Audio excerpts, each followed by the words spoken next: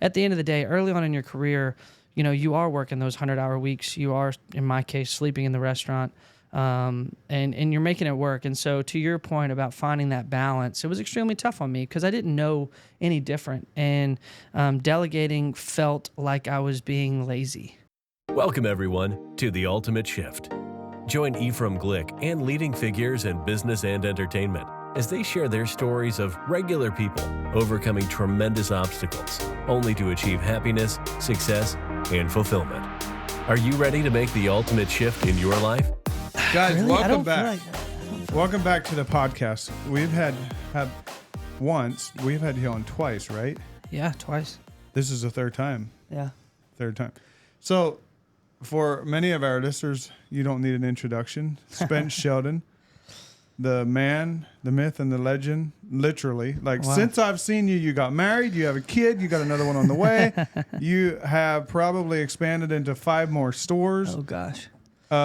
So, fill us in. What's going on? Thanks for coming back, by the way. No, first off, thanks for having me. Titus that nobody sees. This is a great dude. We go way back. We just met about 5 minutes ago, but thank you for being here. And Ephraim, obviously, man, I'm a big fan of yours, and so anytime we don't get to hang. I know, we need to change that. Tonight we're going to. Yeah, we're gonna get dinner tonight. But this is when I get to hang with Ephraim, so I look forward to hearing more about you as well, obviously, throughout the pod. But no, man, life has been crazy. It definitely came at me really, really fast. I don't know how in depth you want me to go right now. I'm sure you have questions, but yeah, I mean, got married fairly quickly. Well, I shouldn't say quickly. We dated for about 2.5, 3 years, but when it's time, I guess. Yeah.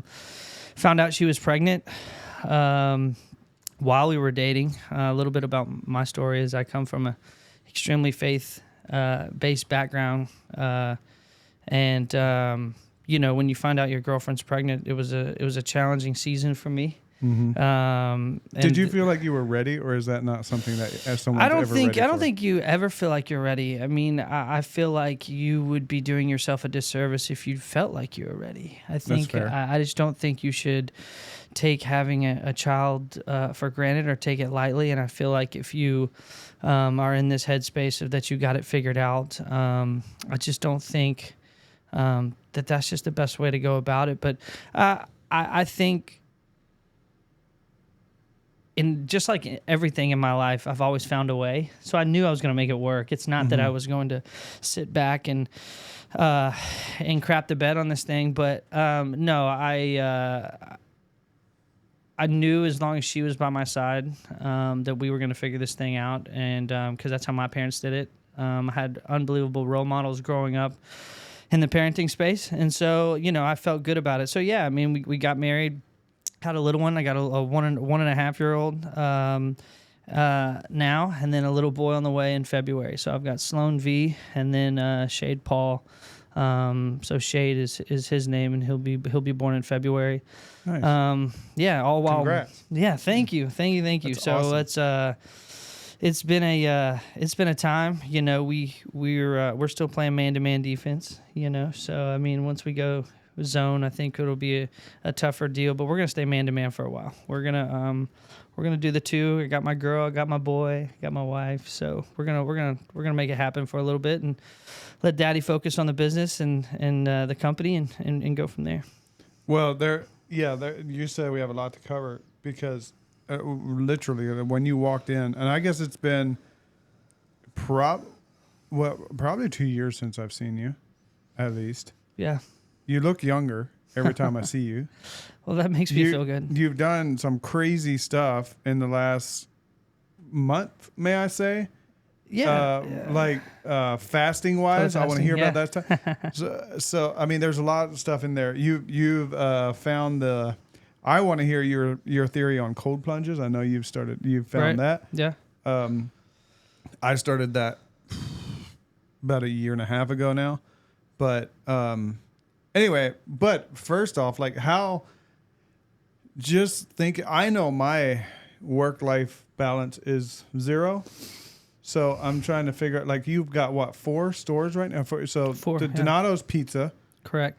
For our listeners, Spence owns you got 2 in Bowling Green, yes. 1 in Murfreesboro, and 1 in Nashville. Correct. Right downtown too. So 4 of those, you got a kid, you got another one on the way, and you're married. What does that look like for you? Or have you mastered the craft of finding people to essentially take over your role in? I've found for me in the past this year, more than ever, we've probably replaced more of my workload than ever before. So is that what you've had to do, or how do you balance that? Absolutely. I think when you're forced to is the only way, as like a young entrepreneur, go-getter, anyone in this life to really go after something and want to be that entrepreneur. I think we have this innate kind of mindset that says, against all odds, I'm going to make it work. And I think the hardest part for us is delegating, because all we knew the first, I don't know, for me, it was like 3.5 years. I think I grew into my second location after 3 years. But I remember my dad telling me, he was just like, if you're going to go into business for yourself, just be prepared to sell out for 5 years. And I think it was more of a personal thing for him, because I think that's about how long it took for him to grow past his first pharmacy. Sell out meaning you're all in, forget everything else. Yeah, you're all in, man. I mean, I think, I was listening to another podcast not too long ago, and I've always said this. I think if you're going into business to be your own boss because you want to create your own schedule, because you want to take the days off you want to take off, it's the complete opposite, right? You know that. We all know that. The buck stops with me. It doesn't stop with anyone else. Well, I can't delegate my responsibility to anything else, to anyone else.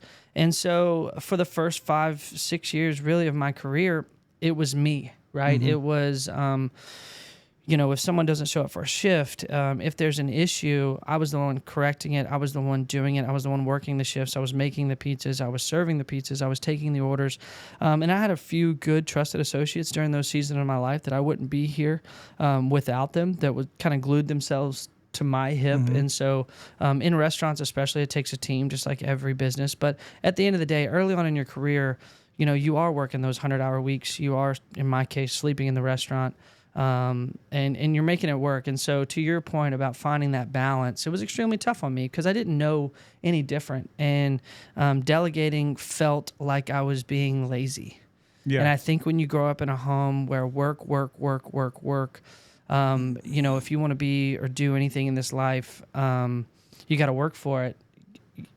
When you start to be in more of an administrative role, more of a I need to delegate. It's such a paradox. It's extremely tough. But let me tell you, Ephraim, the one thing that really, really blew that out of the water for me and took that whole perspective and launched it out the window was having a family.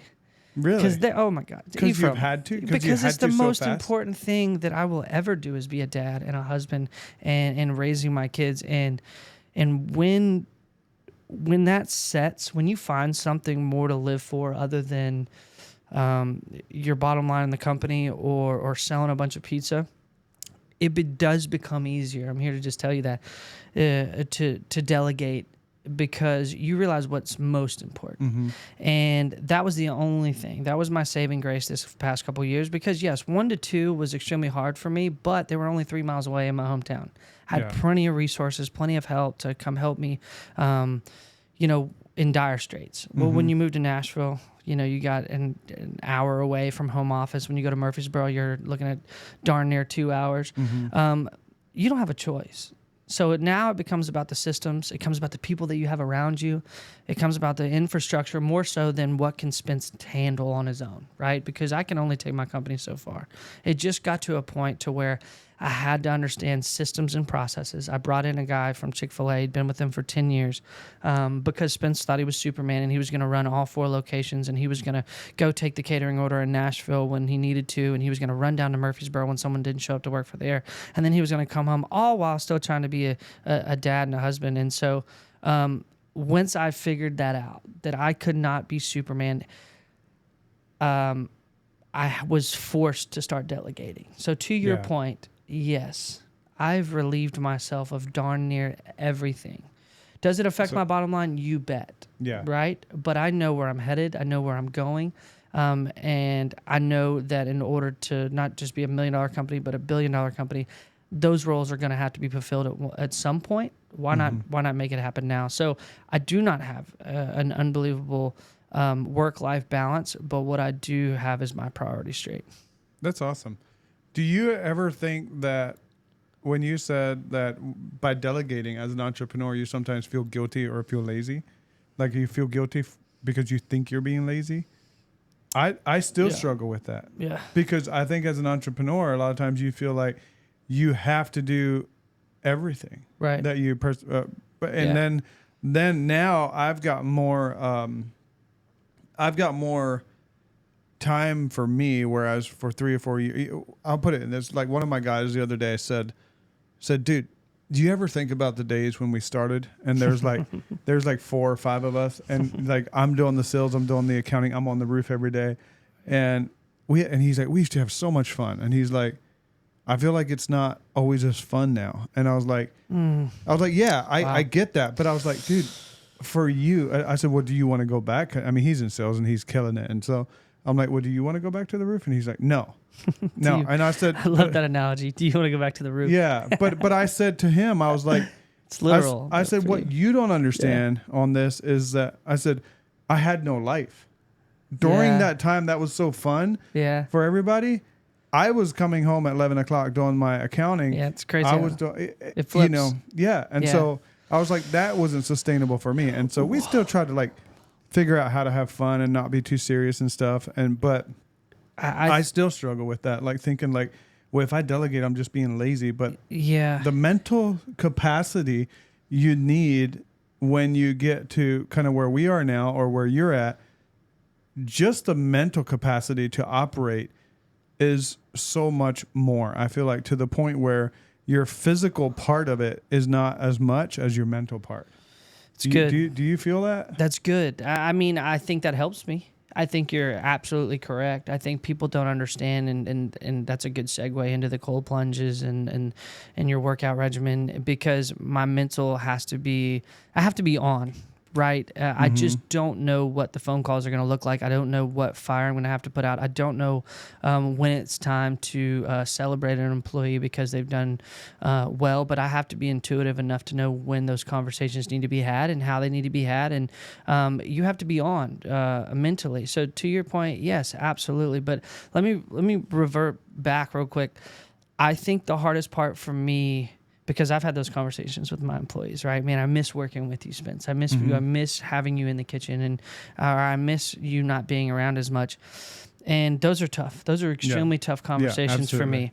But what I constantly try to do, and I got good advice at one point, was just the bigger we get, the smaller we need to act. I think that has to do a lot with me being in hospitality and the service component, right? There still needs to be a personalization to every customer that comes through our door. We still don't need to lose. We don't need to be so systematic that we lose that one-on-one, that hospitable piece that drives, our commerce and hospitality. And so what I've always tried to do is let people know that I'm still the same Spence, Murfreesboro, because it is so far away. I go down there once a month. We have dinner, and if we talk about business, I fire them. I mean, really? Yeah. I mean, we don't bring up pizza. I need them to know that I'm still here, that I'm still a kid. I'm still the same guy that you showed up and started working for 6 years ago. Yes, you've relocated. Yes, you've moved your whole life for me to go open, a restaurant for me. But I need you to understand that I'm still the same idiot that was running around, acting like a fool in that kitchen, and I haven't become Mr. All High and Mighty because you have not seen me. And I truly do try to do that with every single one of my stores. I try to get to them. We try to do things outside the restaurant that they need to understand that if it was possible for me to be working right next to you, I'm still the same kid. I haven't gotten to a place to where you don't respect me or you don't think you're working for the same company anymore.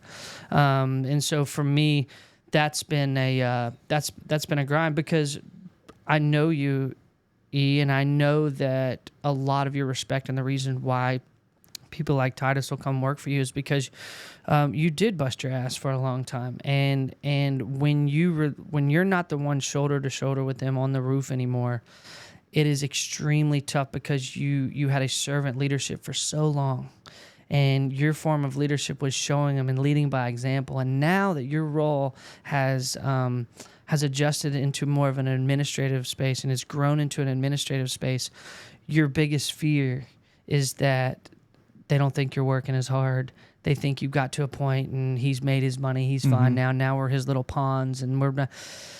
It's the toughest thing in business. It's never it's like the complete opposite. Yeah, it's never the like complete that. opposite. But to them, it could feel that way, or it could feel like the company is evolving, it's changing, and I don't like it. And you got to do your best to reel them in, man. You got to do your best to love on them and care for them, listen to them. That's the biggest thing. Listen to their concerns in the restaurant, and know that you're going to fix them at the same pace as if you were the one right next to them, worried about the same issue. And I don't know, man. I think I've struggled with that a lot. That's my biggest struggle. If I could, of everything I do, and I know like some guys in our company would probably think I'm crazy or laugh to hear me say this, but like of everything I do, I'd rather be on a roof. I'd rather be You're preaching out there. to the choir, man.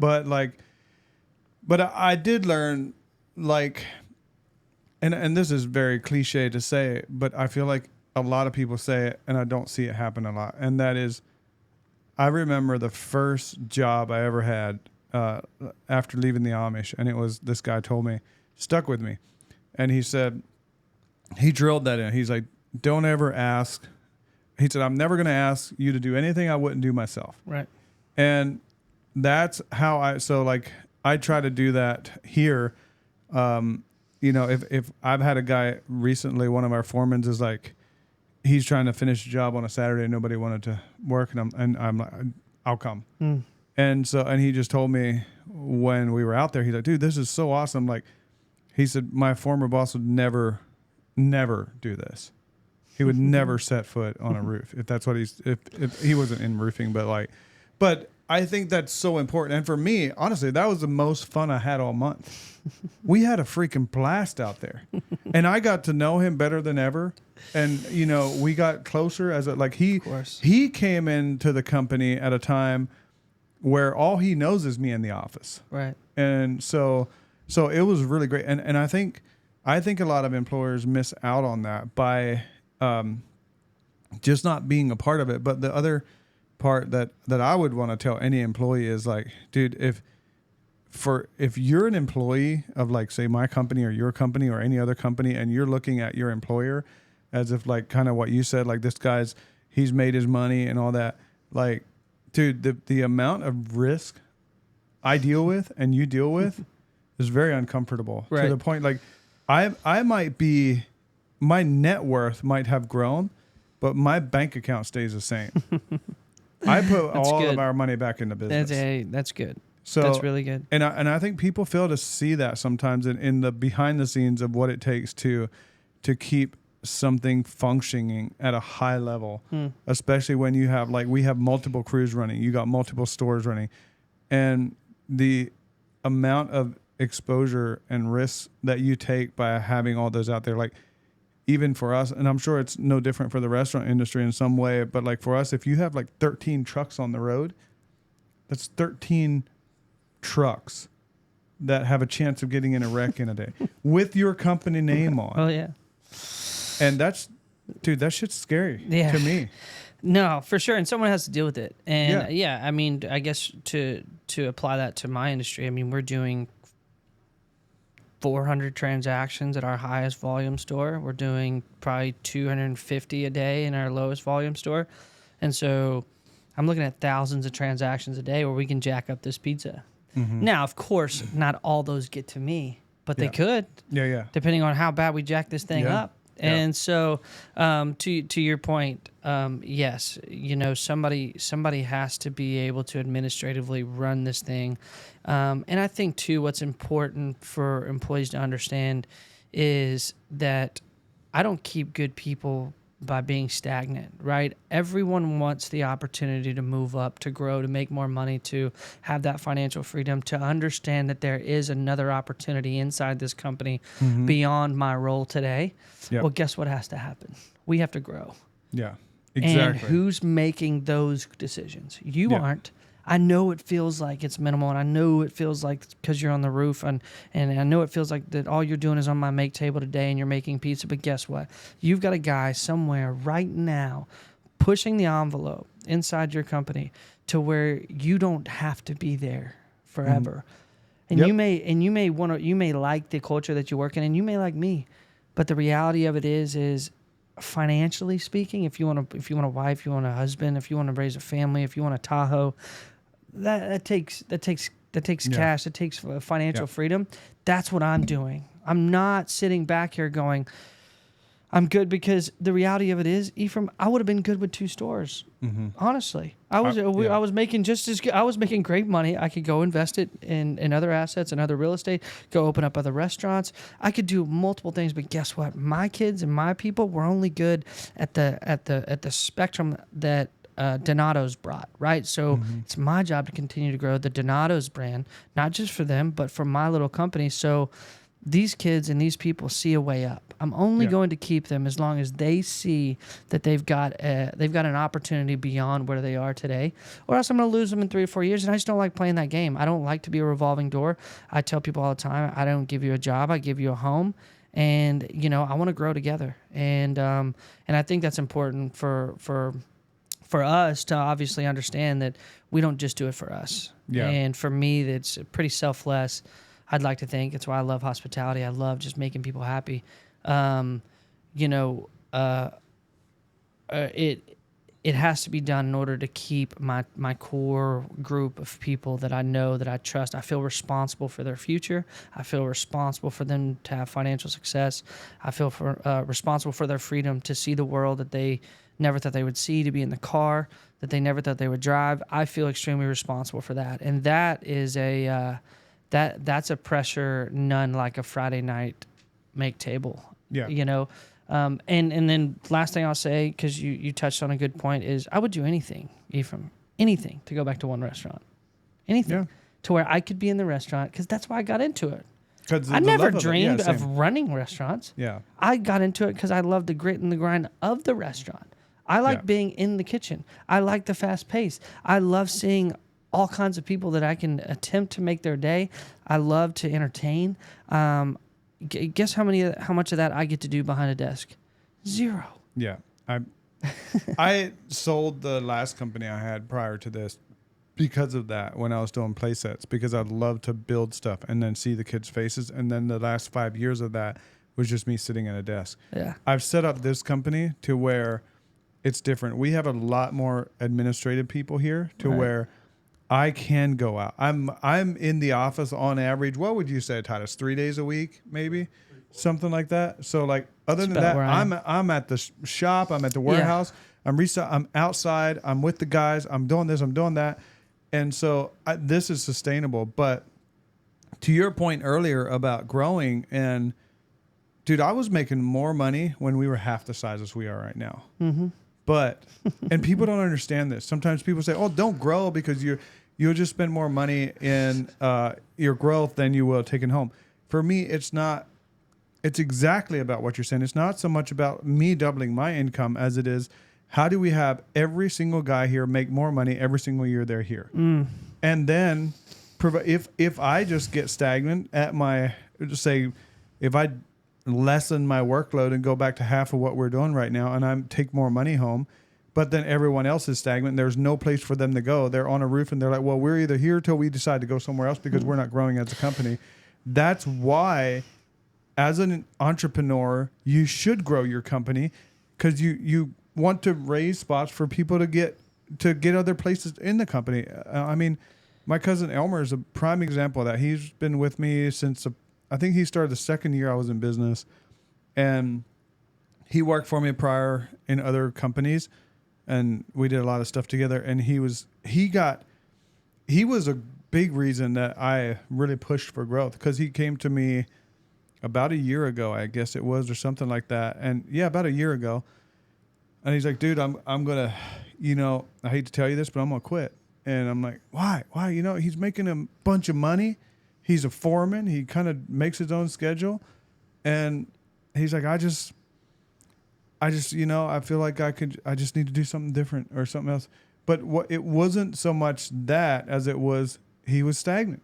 He'd been doing this for 4 years now. Every day the same thing. And I'd been telling him, dude, I want to get you to where you're supervisor, project manager, something else where you get in the office some, you get off that hot roof every summer. You're out there for summer after summer, it starts beating you up. And so he pushed me to give him a different position.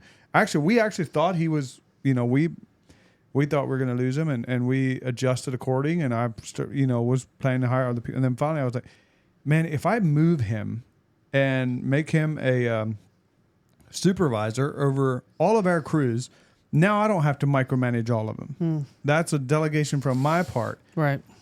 That's going to help us all be better. And so I brought it up to him, and I was like, and he's like, oh, well, I think I'd like to stay or whatever. And now he's doing that, loves it. He gets to have more time with his girlfriend. But that is why it's not all about the money. It's not always about the money you take home. It's about building something that people can grow into. So I think people fail to see that sometimes. No, 100%. 100%. I think it's just like me. It's like if I felt like this was my role forever with even my company, was whatever I'm doing today. And I always try to, empathize with my people and understand just how long they've been with me, just how long that their role has felt like a hamster wheel, and I truly do try to reach down and figure out their headspace on all this, and there's only one way, and that is growth. Yeah. And what they don't understand until they're in your shoes, and that's I try to be extremely, to a fault, and it's not really an old school way of thinking, because my dad, he usually is like, man, I can't believe you said that about your finances, or you said that, or you told them. I try to be so open and honest about our financial situation in our company to a fault. Mm-hmm. We've got a lot of money coming into our company, and most people would say, no, don't disclose this information to your people. But I want their trust. I want them to go with me. I know that, especially in restaurants and any company, especially if you're going to grow at any pace, you got to have good people, and they've got to trust you. You lose their trust, you lose an employee. And for me, sometimes the only way to do that is to go, dude, I want to give you that raise. Mm-hmm. But let me tell you how that's going to affect what we're doing out of this location. Yeah. You don't think for 1 second I don't want to give you this raise? I promise you I do. Do you trust me on that? I can't. We can't do it today. But if we do X, Y, and Z in 6 months from now, let's touch back. This is what I need from you, and this is my promise: is that we revisit this conversation and let's figure it out. So, no, I mean, I think that's why you've been successful. I think that's why we've had a little bit of a success, is because we do take care of our people. Every decision I make is based on, it's not about Spence. It's about the 100 employees that I have under me. What does this look like for them? Mm-hmm. Is this a Spence decision, or is this a company decision? And I try to make every decision based on the company, and those typically help all four. And so, no, man, it's been a season of growth. I think you figure out your retirement in these seasons, to be honest, because I'll retire with one restaurant, I'd say really? Like 2 or 3, maybe 2 or 3. My own concepts, we'll see 30. And that way I can be back in it. I won't be as pressed to worry about the financial stuff. And so your long-term plan is just to sell off some stores? I think right now I've really done a really good job of delegating. I've got a guy in my company right now. Shout out to Sam Reckard. He's running my Nashville location right now. But if all goes as planned, he'll be running the franchise portion of what we do. That's awesome. But everyone knows that my dream is my own concept. Or have you already maybe? So Donato's itself is a franchise, yes. Oh, that's so right. I bought that's it. Right. Yeah. So I bought into a franchise. A little bit of my story. I needed the cheat sheet. Knew nothing about restaurants. Got my start here at Pinewood Social in Nashville. Worked for Ben and Max for about 2.5-3 years. and fell in love with the service industry in general, the pace of play. I love the fact that I could go to every single table and it was entertainment for me. I think everyone moves to Nashville for entertainment, and you get down here and you find other avenues for entertainment. Mine just happened to be serving tables, and I loved that I had 6 tables at 6 different stages, and I got to go figure out what that audience needed of me and be that person for them. And it was genuine. I didn't want to go to your table and be phony. I genuinely wanted your experience to be something like you haven't experienced before.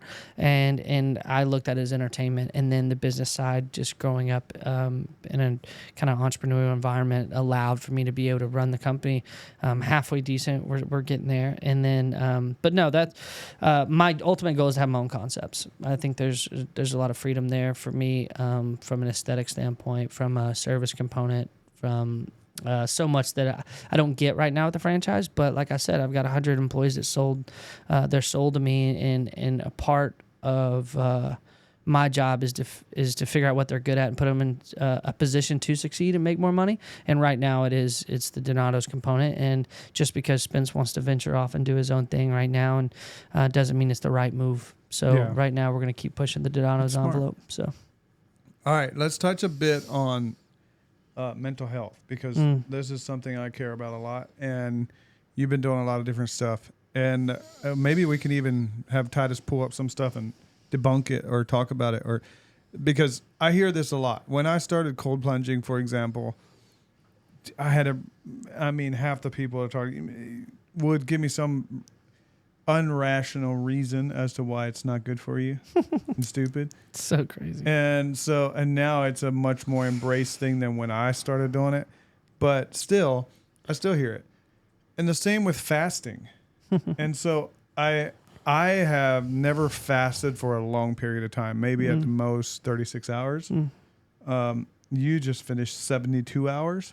72, yeah. So did you look into that at all as to whether or not that's healthy? Did you listen to anybody's advice, or were you just like, dude, I'm going to figure this out for myself? My mom is the biggest hippie you'll ever meet. She is all holistic. It's kind of ironic because my dad owns, or runs, sold the company now, but he's in pharmaceuticals, but my mom will not touch anything chemically induced, and so she's all into this holistic space. And my brother, he had Lyme's disease, a lot of autoimmune stuff going on with him. And then my parents just being in healthcare in general, they knew more, I guess, than the average Joe. I did not choose healthcare because I was not smart. So, so it's always been a part. It's always been around me. And then obviously being an athlete in college, ice baths were the only things that got us through like 2-a-days and things like that. So this wasn't new to you? It wasn't new to me, but I always used it for my physical health, not my mental health. So the idea that I was going to get back into a cold plunge at 30 years old felt extreme, but I'm an extreme guy. I like to constantly challenge myself mentally, physically. I think it's healthy for everyone around me. I think when Spence gets stagnant, he's a bad version of himself. I think my family appreciates when I'm working out. They appreciate when I'm doing crazy shit and trying to challenge myself to be a better individual. And I think it gets to a point where, there's so much revolving around it, especially in the cold plunge space and the fasting space, to where you can't really ignore the health benefit. I think you're fairly naive, or you're listening to the wrong people, I would say. And I got to be careful saying that because I don't know your health journey. For you it may not be, but I think for 97% of us, it's a great thing. So, my wife and I have a sweat studio, so we have infrared saunas and we have cold plunges, in our studio. And so we have access to most of that stuff. And, fasting is something that I've really jumped into because of my personality. I'm an all or none guy. It's extremely hard for me to do a diet. It's extremely hard to say I'm going to cut out X, Y, and Z. I would much rather say, Spence, just don't eat. If you want to feel like you don't eat so intermittent fasting has been a part of my life for now 3 years. I fast every Monday. I've done that for all day, 2 years. For 24 hours? Yeah, 24 hours. So I'll eat dinner on Sunday and I won't eat dinner again until Monday night. Just a small reset, something that I've always done. The weekends are typically when you've got an event to go to, or you need to show your face, and cocktails are present, or you're not as cognitive of the food that you're eating because it's more of a social event. You feel like you need to shake some hands, and so you're not in the right headspace. But the idea is that come Monday that you're going to reset your body. It's going to metabolize everything that all the junk and the bull crap that you put in for the last, Saturday, Sunday, whatever that means, Sunday with the boys watching football, whatever that may be. I do 24 hours. And so did that. And then it was 2 hours, and then it was 2 days, 48 hours. But what's the 24-hour thing, just to pause on that, what is the first thing you noticed different about it? I think just as you get older, really just like the weight loss more than anything. Not really weight loss, but able to maintain your weight. Okay. I think if you have a bad weekend, as you get older and your body's not metabolizing and it's not, it doesn't work as quick as much as it did when you were 16, 17, 18, 20 years old, and you realize that you can eat a burger and literally feel like crap and go step on a scale and be like, how the freak did I just gain 2 pounds? Yeah. I would be begging for those 10 pounds in college. But I think for me, it allowed me to maintain. If I was working out hard during the week, I fasted on Monday. Even if I ate like crap and decided to splurge on a Friday, Saturday, Sunday, whatever that looked like, I was at least able to maintain weight. And felt good about myself. I think a big part of my role, your role, or anyone in a leadership role is you've got to feel good about yourself. I think you're the best version of yourself when you're confident, and that's just in anybody's role. In general, I want to be confident in myself. I don't want to feel like I'm just some massive, and I get to those, some days, some weeks, and I'll eat like crap, not work out, and I'm just, I'm not good at what I do in that headspace. So 24 hours. Then it did 48. What was the biggest difference in when you did your first 48? And what happened? Did you, during the process of putting your body through that kind of extreme change, what did you get headaches? Did you get, what was that process like? Yeah. So, if you're used to 24 hours, it's going to feel like a breeze because that you got 72 of these bad boys. So the idea is if you begin with the end in mind and you're doing 48, 24 is going to feel like nothing because it truly is because you got 24 more. It's just the way the human brain works. And so 24 was fairly easy. 48 hours, it gets tough. The second day is the hardest, no question. You'll wake up. You're just like, I can't believe I just made it 24 hours without eating, and you're telling me that I can't. Your brain is going to take you through all this funk. The discipline that it takes is my favorite part. And quite honestly, that's the only reason I started it was for the discipline component. I want everyone to have a good time. I want to be a part of the good time. And that's just not a very disciplined Spence when you have responsibility to a family, to a company. And so for me is I always challenge myself to do things that were just so abnormal that took a lot of discipline. And if you're telling me that you can't eat for 72 hours, Spence, that you can't name it, X, Y, and Z, you can't be disciplined enough to hit your workouts every morning. You can't be disciplined enough to stay faithful to your wife. You can't be disciplined enough to, right? It's just, you can take it as far as, but the discipline component of it for me was the main reason why I did it. But from 24 to 48, you get dizzy, headaches, you're having sugar withdrawals, there's a lot there, but just like anything in life, it's usually when at its peak, at its hardest is where I always just kind of said, this is probably where everyone else dropped off, and I'm just not like everyone else. And that sets it apart. And then once you get from to I would say about the 50-hour mark, the cravings are gone. You're not hungry anymore. You're just not. It's just a bunch of mental clarity.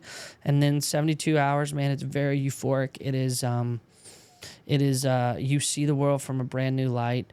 Really? Oh my gosh. Look at it this way. From the time you were a toddler coming out, I like to look at your body as like a shift worker, right? Like your body has been working for my case, I'm 30, I think I'm 31 years old. You think you're 30? After 30, it's just a blur, but I agree. 31 years old. My body's been working for 31 years. 31 processing the food. Process everything. You're into, and so basically what your body's doing when you decide to fast is going, thank you. It's like working one of your employees on that roof for a ridiculous amount of time, and you're going, oh my gosh, I get a break? What's going on? Right? So that's like your 24-hour fast. Wow. 72. I've never heard it put like that. 72, you're giving your body a break. It's a reset. Pull up what happens to your body when you go 72 hours of fasting. Yeah. And 72 is pretty much fight or flight mode, right? Like if you're looking at for the science behind 72 hours, it's your body, it thinks it's dying. At a 72-hour fast or fasting for 3 consecutive days without any food intake can help your body enter a state of ketosis. Ketosis is a metabolic state in which your body burns stored fat. Well, yeah, okay, it's going to talk about the weight loss because that's what's going to get most people. But there's so much more to it. Put in mentally behind that and see if that.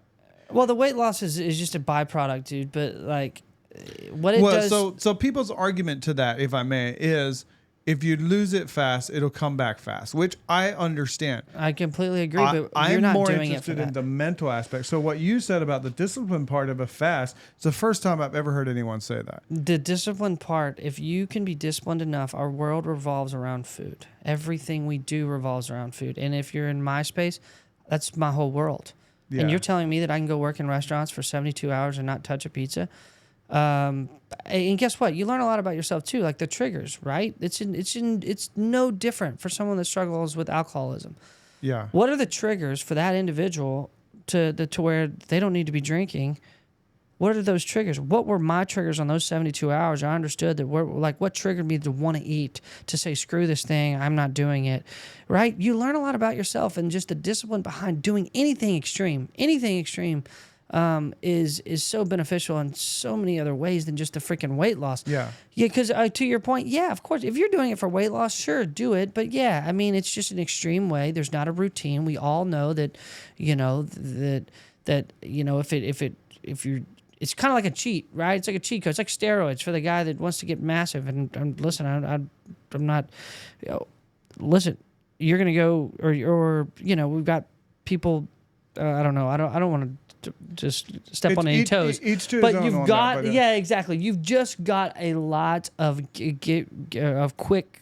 And anything that happens quick, man, there's not a lot of lessons learned in those quick, in the fast, in the hurry, and you miss the routine. You miss because if it doesn't mean that much to you, and you were able to lose that much weight in that small amount of time, then it's just like, oh, that was easy, right? Well, no, dude, that was actually pretty freaking hard, dude. You didn't eat for 72 hours. Mm-hmm. But here's what I would say, and that was kind of everywhere, but I would say the biggest thing about the 72-hour fast is your body is back to its natural state, so the cravings are gone. Believe it or not, your body doesn't want all the sugar. It doesn't want alcohol. It doesn't want all the crap that's killing you. Believe it. Your body actually wants to be healthy. Yeah. Believe it or not. Your body, we were made to function for a long amount of time. So after 72 hours, and your body is pretty much ridded itself of every bad cell in its body, because that's what it's doing, right? Mm-hmm. It thinks it's dying. You're starving it. You're laying out in the desert. You're getting some water every now and then, whatever, but your body feels like it's dying. So it's breaking off every bad cell in your body,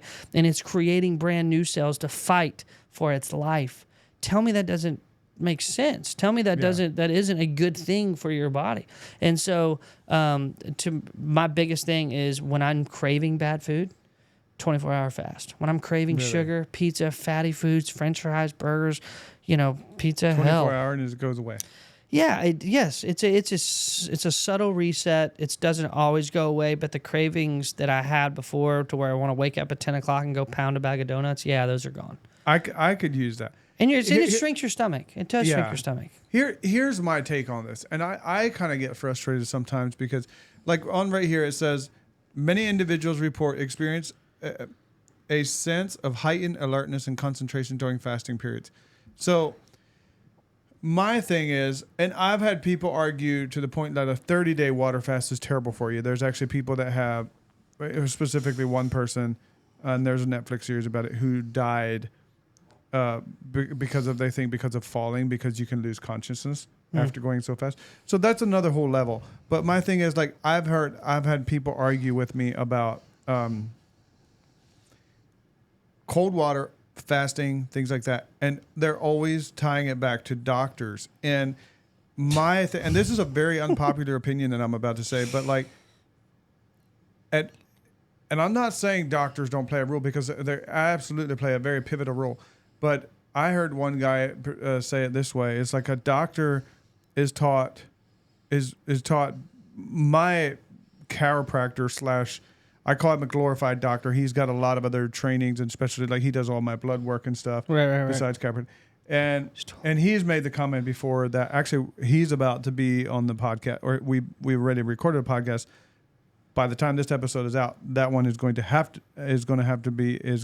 been released already, so you guys can go watch it. But he said, so many doctors are just trained to write prescriptions. So my point is, like, what makes a doctor? I don't care if you have a medical degree. For somebody like you or me who likes the extreme parts of pushing ourselves to a different limit, I wish people would sometimes just understand, like, let me do this for my own clarity, for my own discipline, if nothing else, because that's important in running a company. It's important in running multiple images. So I've studied this stuff, dude. I have studied and watched documentaries on both sides, and I think people sometimes forget that we don't live in a one-size-fits-all shoe world. And some of us, more extreme people, I would say you're more so than me, because I've never done a 72-hour fast, and my discipline is not that sharp. I've done a week, but I did like the electrolytes, like you hear Dana, White talk about doing, and the bone broth, things like that. But this is the first time I've ever done 72 hours, water alone, nothing else in my body, and it's amazing. It is absolutely amazing. It's amazing how your body is still.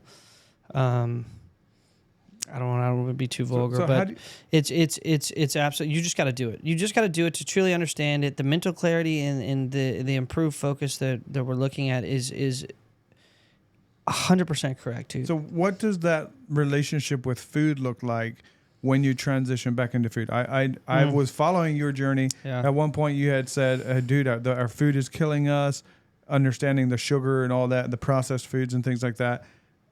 But when you come back to eating food, I think if I remember correctly, you said I started off with a banana. But what does it look like? Like, how do you, because like you said earlier, your stomach shrinks and things like that. So how do you safely, what did the following, say, next 48 hours look like for you after the 72 hours, and how did you I think it's just as important. I think if you eat crap after not eating for 72 hours, I'm telling you right now, you will probably regurgitate it. I mean, you do not feel well. Really? You do not feel well. No. You think you're going to reward yourself with this massive meal, and I'm telling you, your body rejects it.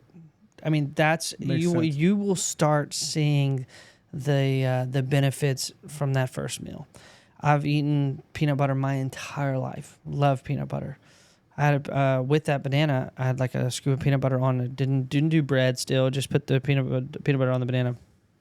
I immediately had a reaction in my mouth, like an allergic reaction. Like my body rejected it. No. Yeah. With peanut butter? Yeah. Because it's a processed For food? sure. Well, just whatever was in it. I mean, I've ate it my whole life, probably once a day my whole life. I love peanut butter. But after 72 hours of my body trying to get back to its natural state, there's obviously something in peanut butter that my body doesn't want, it doesn't like. And I was like, get the frick out of here. This is the worst day of my life. And so it's crazy, man. It's just you don't understand it until you do it. You figure out a lot about yourself. You figure out a lot about your body. The mental clarity, I can't stress that enough because I am ADD to the extreme, and so the reality that by doing this, that you can actually have improved mental clarity, mental capacity, stay on task, words, dude.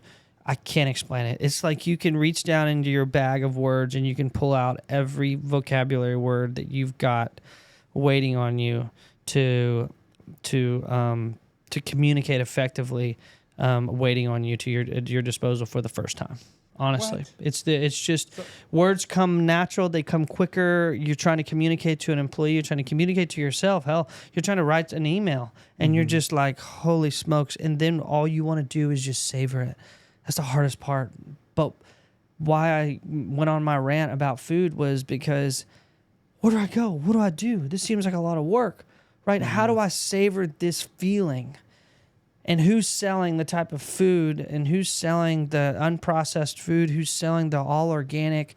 It's out there, but this feels like a lot of work to me. To keep this, to keep the way I'm feeling, like to live forever. Like this.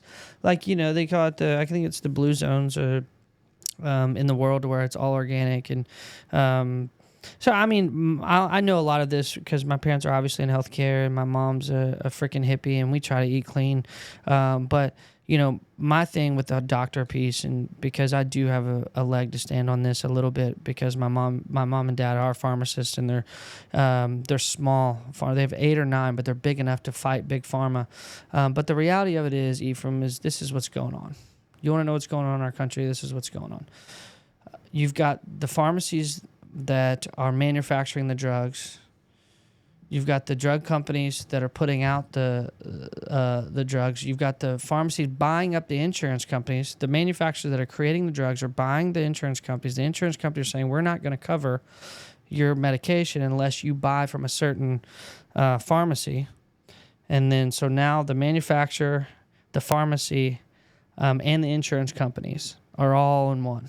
Mm-hmm. So small pharmacies are out. You're done, right? My dad just happens to be big enough to where he can go after them. Mm-hmm. He was in our state legislature to where he can talk about this. But the reality of it is you're manufacturing the drug, you're mandating what, and then you've got the doctors on your side going, you got to have it, you got to have it, got to have it, got to have it.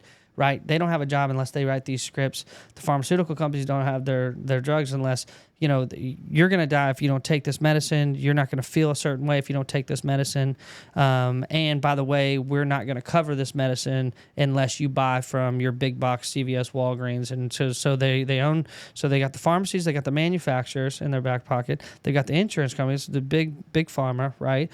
And so, to your point about the doctors is, yeah, dude, no one likes this natural solution. They don't like the natural stuff. Are you kidding me? They don't want you to have natural remedies for what you're going through. You're telling me you can cure depression by jumping in a cold plunge? You're telling me that you can cure diabetes by fasting, by intermittent fasting and eating clean? Or guess cancer? What? Yeah, or cancer, right? 70% chance that you don't have cancer, Alzheimer's. There's so much research behind a 72-hour fast with water alone that where there's a 70% chance, right? Of course they're going to fight you. Yeah. I'm lucky enough to be, or fortunate enough to be in a circle of people that believe in this stuff, so I don't really get a lot of backlash. But the reality of it is, it's like, dude, what? Of course they're going to fight you, right? There's no. This isn't a prescription. You can't go buy this. The insurance isn't going to cover. You can do this in your backyard, and you can fast for 24 hours. You can jump in a cold plunge, and it will do a remarkable work, right? I don't want to act like I'm a doctor because I'm sure as hell not. I sell pizza, but the reality of it is, man, that's what's going on, and you're going to get backlash, and it is. What it is. And by the way, the statement I made, I'm not claiming that fasting cures cancer. Again, there's a documentary on Netflix about there's studies. fasting. There's studies shown. Yeah, and the guy in that documentary actually did cure his cancer.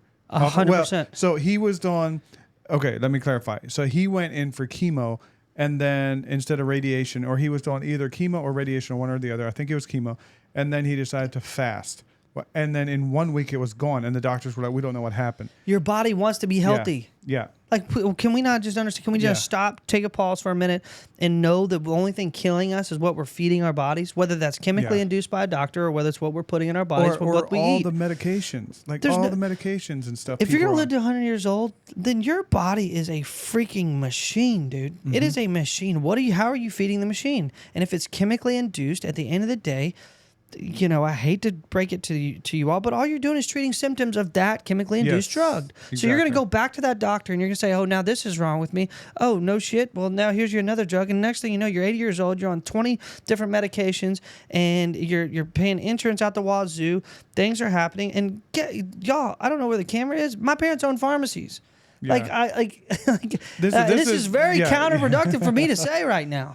But the reality of it is that's why I've dove into more of the natural solutions, and that's where we're headed. Have you ever seen, or do you know, an elderly person who has this whole tray of Monday through Sunday, and every day is filled with 5 or 8 different freaking medications? Oh, dude, it's crazy. I've never seen that in the Amish, by the way. Growing up Amish, I've never ever seen my parents take medications. Do you know the lifespan of or my grandparents? Amish in comparison to us? Have you ever looked this up? No. I would be curious to know. Look it up. Look up because you guys don't have or like what's most of the food is grown. Yeah, it's homegrown. So you're not eating as many pesticides and different things like that. The average person was over 70 years old. Average. Look at that. What? The average life expectancy for the Amish people was over 70 years, while the average American was only 47 during the earliest 20th century. What? Okay, but what is it now? Dude, that's still a pretty cool stat. 20th century? Imagine how much worse our food is now than it was then. Yeah. Think about that. True. Dude, that's almost another time. Not quite. Yeah. That's what I'm saying. You know how much we're injecting our food now? That is insane. So there's a 30-year difference in the 20th century. I know that's like freaking ancient life times. Expectancy for the Amish people was over 70 years, while the average American was only 47 during the early 20th century. Dude, Amish people still have a notable edge in late life health quality, with lower chances of serious illnesses that are very common for the rest of the world. Because of food, I swear. 100%. Food and exercise. Dude, are you kidding me? It's a money exercise. grab. It's how many steroids can we pump into these chickens till we can freaking just mass produce and get this chicken out, and then we're gonna run to the Kroger and we're gonna drill this chicken, and we're literally killing ourselves doing it. And that's what really clicked with me. It was like, okay, where do I go? What do I do to keep this feeling after the 72-hour fast? Because I felt like I was just a baby, like in its natural state. The colors are more vibrant. People's smiles made sense to me. Like I noticed things about people that I never would before. It was the most, so insane. And listen, full disclosure, I've done psychedelics in my life, so that would be the closest thing that I could. Was it similar? That's what I was curious about. Yes, I would say it's very. I mean, if you like microdosed and like a mushroom trip, like it would be very similar to that. Not as heightened. I'm not going to go that far. Okay. I did dab once, and I was fighting Indians, and it was very clear. Yeah. So I mean, this would be the closest thing that I could explain to you. It's a fraction. Don't get me wrong, but it's still very. It's still very. So you opened the door. Very much the same. You opened the door for me that dude, this is that I like to talk about. Not many people do. So I want to ask you about. I'm all in. Yeah. Psychedelic stuff. Yeah. So I haven't. I've done mushrooms. I haven't done anything in years. Just I don't know. I really haven't had a need to. I guess, or not that I needed to then either. But I'm a curious dude. One time years ago, this was probably 2016. I was in Florida, and this guy. Actually, he was a business associate at the time. He's like every day he would do this DAP stuff. I guess it's called whatever, and this little pot and kind of like hookah. You think Yeah. And I'd be like, no. And the last day I finally did, and man, I was so zoned out. I actually I remember sitting at the table, and then he was saying like, "Hey, I made you a dirty or a margarita, Bloody Mary," and I was just staring in the wall. And he's like, "Hey," and so I'm like, "Oh, I gotta go to the bathroom." I didn't have to go to the bathroom, but I just I sat down on the floor in there, and the next thing I knew, I was fighting the Alamo, in the Alamo. To this day, what was this? Just a dab? Yeah. Wow. Yeah.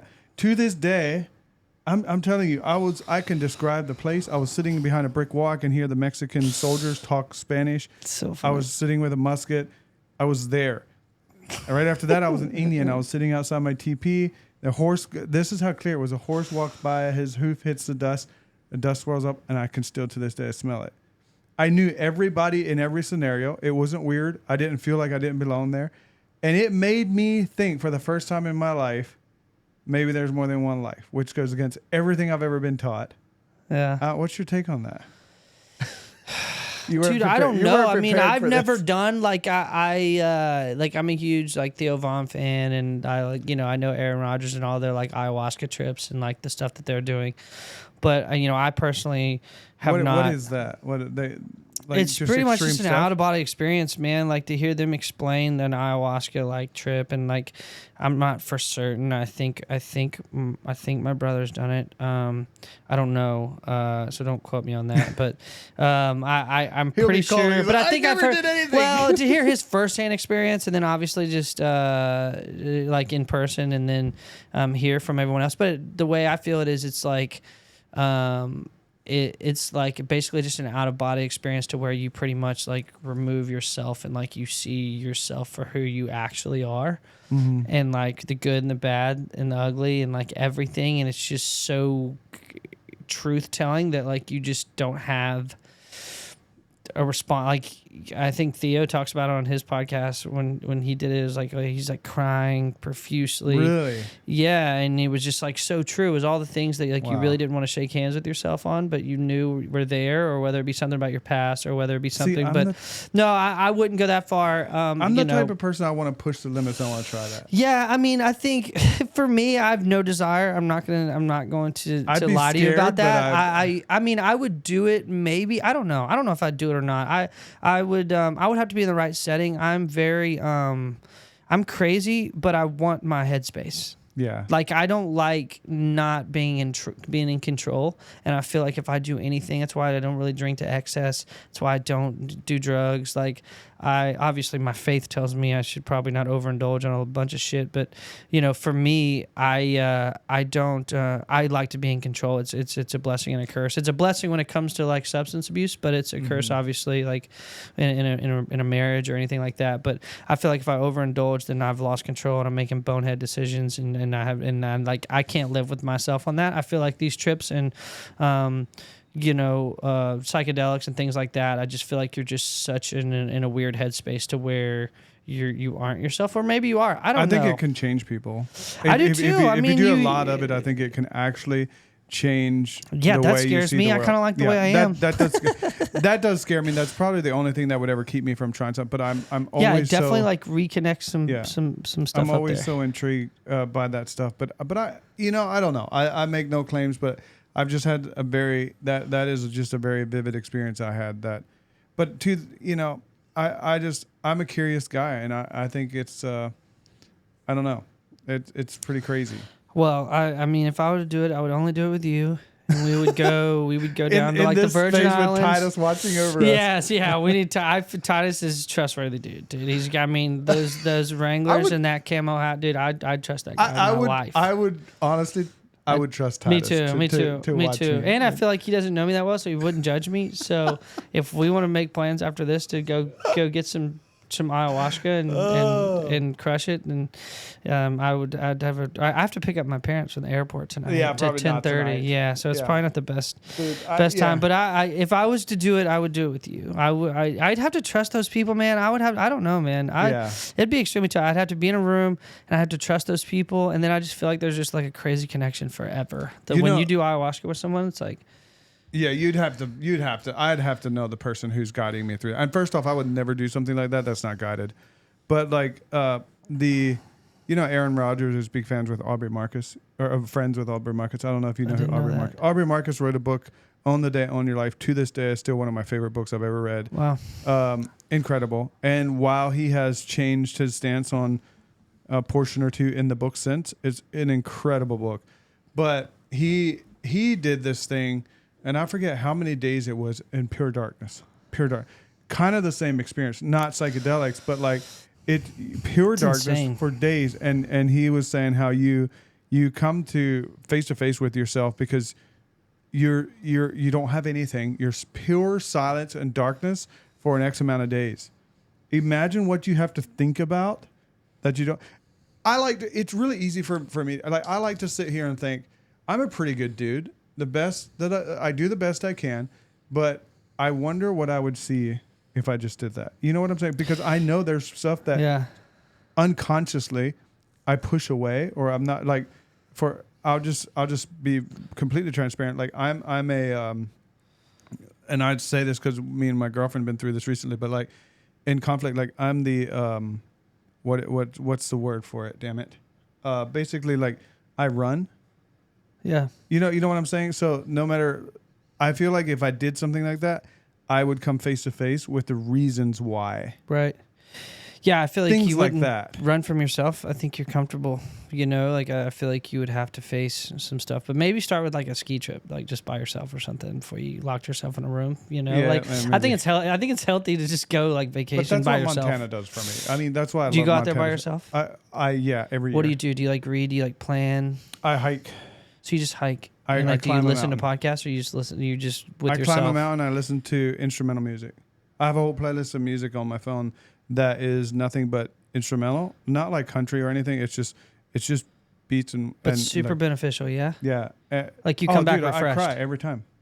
Every time. I can be up there climbing a mountain by myself, dirty, sweating, and I'm crying. Yeah. Every single time. Yeah, it feels selfish going on a trip by yourself, but I feel like it would be so good for me. Just to disappear for like a week and just get away, put my phone down and go somewhere.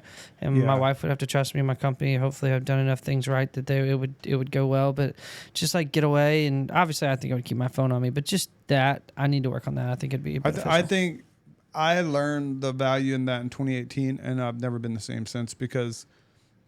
and unfortunately, I think the first time I ever told my girlfriend that, hey, I wanted to go on this trip alone, it was a little hurtful. And we were new. And now she understands and gets me and understands like that's a big part of like, I need that time to, and she does trips herself too, and her sister and stuff. And so, but it's like, for me, there's something, and I don't know why Montana, I think that's where I really discovered a big portion of myself one year with the worst year of my... That was a year that I wanted to take my life and all kinds of stuff, and I figured out all these things about myself. So maybe that was, and I was hiking in Montana during that time, and so I think it just brought there's just a part of it. And Titus did it with us this summer. I went out earlier this year by myself, and then I took a bunch of the guys out, and we did a whole hiking thing. That was the most incredible thing. Everybody was like, we hiked like 10 miles up in the mountain. Wow, and it was insane. But like there's just something about it. I mean, there's just something for me. I'm a mountains over a beach guy. And so when I'm in the mountain by myself and I can be hiking. It can be like, I'll go to Missoula and I'll hike the M Trail, which is not even in the woods. You're just over the city. Right. But it's just something that's hard. I'm doing, and I think, and I'm just listening to music and I'm just there for me. I can walk along a river out there, but the thing I learned, the key to all of it is I got to go somewhere else. Here, I'm too much. If I'm in Nashville, I'm business. Dude, I got to go somewhere else. We live in such a rat race, man, to where it's like we have access to so much content. Your phone, I mean, you can get lost in 3 hours of this. You can get lost in that. There's tons of people in front of you demanding your attention. It's about bam, bam, bam. What am I going to do next? Go. I mean, you've got to get away, man. Like you got to get lost to get found. I truly believe that. And I think in business right now, the best thing that especially men can learn is to how to retreat, man. I think we struggle with this whole idea of going the other direction. I think the society, is telling us to go as fast as you can, go as far as you can. And I think in reality, what I learned this past year was how to retreat, how to go back, how to go figure out who you were long before the world got a hold of you, long before your company got a hold of you, long before you started comparing yourself to everyone on your phone. Who is that guy? And if you can truly find out, who go back and give 13-year-old Spence a hug, it is so... it's so helpful, man. It just like, this isn't at all what I envisioned for myself at 30 years old, right? Yeah, maybe a little bit of financial success, unbelievable wife and kids maybe, but the idea that I wake up and some days I don't even remember what I did. I just know that my feet and my mouth did not quit moving. And then I come home and I'm like, shit, man, like, yeah, I don't know if this is it. Fast. And so, 100%. So for me, it's like, learning how to retreat, learning how to go back and just slowing the pace down of everything, like stopping completely at a stop sign, like just understanding how to live this life, with more grace and more, more like a swan feel rather than me just going 90 miles a minute. So that's been my biggest takeaway this year, is just going back to what matters most and retreating, not necessarily trying to push the envelope on every business deal, every opportunity, and just being content for a little while. Because I'm telling you right now, if we struggle with anything, it's being content. And we're not good at being where our feet are. And it's a struggling generation, and that's why our mental health is so out of whack, man. We can't just be present. I think sometimes we have, I relate so much to what you're saying because I have, ever since I was a kid, I've had huge ambitious dreams. As an Amish kid, I'm living my dream plus so much more right now. But then my dream shifts to where now it's like I want so much more. And it's never going to stop. That's why you got to have this perspective. But this is the first time, what I tell some people sometimes is like, when you really think about it, we're in an age for the first time where there's social media and influencers, and you have guys, as much as I like them, like Gary Vee or somebody that's like, go, get as much as you can, do as much. We still have yet to see the effects of that. Right. These guys haven't died. They haven't been on their deathbed. Well, what if they do? And there's like, this is not the way. And I'm not saying they will. I'm not putting words in their mouth. No, I dig it at all. But I'm aware sometimes that like I study American history, specifically on the Indians. Right. And the way they lived is, and the way they saw the white man come in and destroy everything and for $1. I think about that a lot, to where I think like when I die, like, what am I going to say? I love achieving a new dream and a new goal, but at the same time, if you miss the journey, you've missed it all. Like it's just, and so I don't know. When is enough, right? Like we're going, when it's is enough, exactly. Going to, if you don't figure this out sooner than later, you're constantly going to be chasing, whatever that is, the Joneses, and the Joneses have no idea who the freak you are. And, for me, it's like, if you don't figure this out sooner than later, how to be content in the season that you're in, then this thing doesn't go away. Because if you're any competitive, ambitious like I am, like dude, this part of me I know is here to stay. I'm always going to want the next best thing. I'm always going to want to make more money. It's fair. That's a fair statement. So you've got to understand that when you show up to the office, that you need to be okay with someone bebopping their way in and having a conversation with you. You've got to be okay with walking up to that stranger. You've got to be okay with stopping and just being present. Because I'm telling you, you'll look up and you'll miss it. You'll miss it all, man. You will miss it. And I don't want people to miss it. I truly think that there's such a peace and hope in just being present.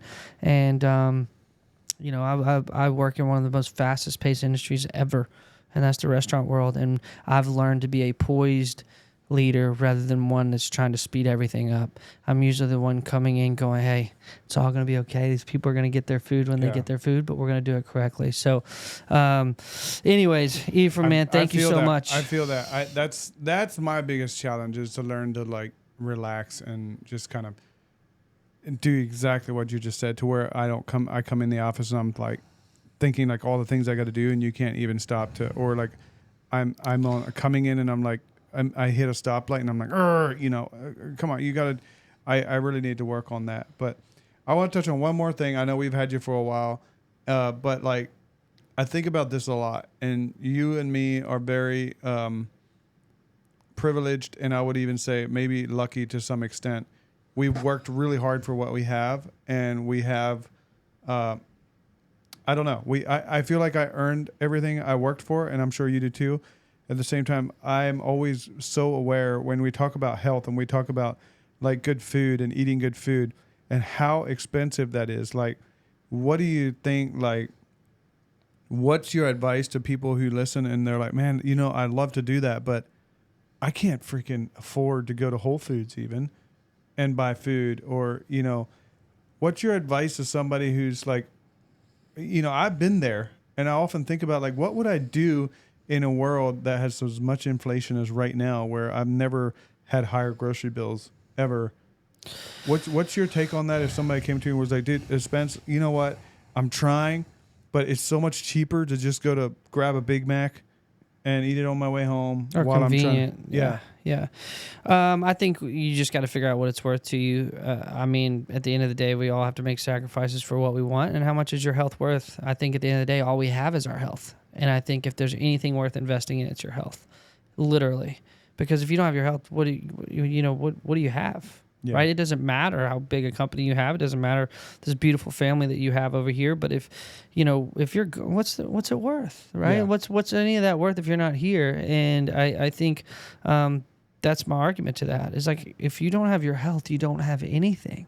So the idea that you're not going to sacrifice for your health and get in the gym and work out, you're not going to sacrifice and try to eat clean, if you don't have it, and we're only getting worse as a society. So it's like, if we can put a nip to this now and come up with alternative solutions for the type of food that we're putting in our body, and they're there. But if you can get it on a routine now, the more beneficial you'll be. And listen, if you can go get an $8 cup of coffee every morning at Starbucks, I promise you can save money and go eat cleaner. We'll buy an app that makes our face look cool for $4 a month, but we won't invest that back into eating healthy. I just think it just depends on your priorities, and and do it the right way. To your point, you lose it fast, you'll gain it back fast. It's the fasting component of what I do is more of a reset. It's more of a discipline thing. It's more to lose the cravings. It's not a way of life. I know I can't eat the rest of my life. I mean, I have to be self-aware enough to understand that, like, hey, this fast will be over. You will go back into the same environment you came in. When you all you had to do for the last 72 hours, say, no, I'm not eating. Well, guess what? The next 72 are not like that. You're actually in front of people. You're at dinner. You're with your wife. You're with your buds. You're watching football. What kind of discipline does that look like? If you're disciplined not to eat, can you be disciplined enough to freaking find a healthy option? Bring your own daggone food, not overindulge. Try to cut back on your alcohol, intake. And it's a discipline, man. So if it's the financial piece, I would say that's a really crappy excuse, is what I would say. Because at the end of the day, if we don't have our health, y'all, we don't have anything. So it's good. That's my take. How can people find you? You're Spence Sheldon on Instagram. Yeah, Spence Sheldon on Instagram. For sure, man. I mean, we try to highlight our people. Donato's Nashville, Donato's BGKY, Donato's Murfreesboro. I think as I continue on this journey of my own concept, it'll just all be Sheldon Restaurant Group, SRG. That'll be our company, and there'll be a lot of stuff coming soon, hopefully, that we'll get to talk about, and I'm excited for. But, man, Spence Sheldon is probably the easiest way to find me. Hit me up. I like to keep myself available. You're more than welcome to reach out, chat. I'll come to you. We can talk business. We can talk about life. But if anything, just patience. Be content where you are. And if you're struggling with that, give me a call, because I'm not Mr. Content, and I'm the most impatient person in the world. But what this year taught me more than anything with a family and business is patience. And I've made a lot of business deals. Bad ones. I've never made a bad business deal where I was too late to the party not to make it. But I've made a lot of bad business deals because I was the first one there. And I think people need to realize that patience is it, man. Like, quit comparing yourself to everyone. We're all on our own pace of grace, and you're going to get to where you need to go. You just stay patient and do it the right way, man. Amen to that. We didn't even get to touch on, guys, you need to look up Almost Home. Yeah, which Almost is Home, his nonprofit. We have Almost Home Clothing, and then we, my wife and I, obviously have Sweat Studio in Bowling Green as well. But man, listen, I'd like to think that I'm a lot bigger than my business, and I think who I actually am is once you strip away all those things. So just hit me up. Let's go get coffee. You're grab always a beer, real one. You're always a real one. And guys, if you like the content, please like and subscribe. If you disagree or agree with what we're saying, comment below. Let us know what you think. If you want to see Spence back in here, there's a lot more to this dude that we haven't peeled back. Spence is one of the greatest guys that I've gotten to know in this town, as far as humble and just a true servant leadership style. And dude, you inspire me every time I see you. Well, feelings are mutual, and I promised you that I would interview you on his podcast, so that's coming soon. So okay. we're gonna if we do nothing more, we're just gonna flip seats, and so we're gonna pretend like I'm interviewing you. But I'll be back, and I'm interviewing Ephraim. I've got questions, and we're gonna. Okay. I'll do it. You know what? For you, I'll do it. Thank you. For you, I'll do it. Thank you. You deserve it. I need you in this seat. All right. Thank you, Ephraim.